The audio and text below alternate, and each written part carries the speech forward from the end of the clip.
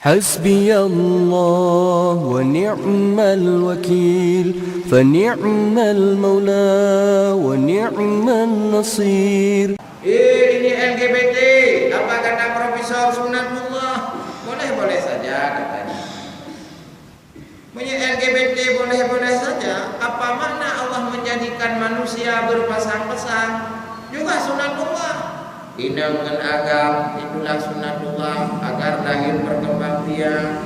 Jangan kita nikahkan si laki-laki dengan laki-laki, perempuan dengan perempuan, itulah disebut lesbian, gigi, inang-inang, agam-agam. Itulah yang disebut LGBT. Berkawin inang-inang, agam-agam. Malamnya kali kita pula jangankan manusia, muka meng haitim kawin agam-agam. Cicok kameng agam berkawin muka meng agam. Tacok buyagam dengan buyagam dapat cewek dua itu. Tacok athai agam dengan athai agam, athai inang dengan athai inang, itim cewek. Kita minta athai agam athai inang. Buyagam minta buyinang. Munya menang. Orang yang mengatakan bahwa LGBT boleh-boleh saja sunatullah dibertanyakan apa akidahnya.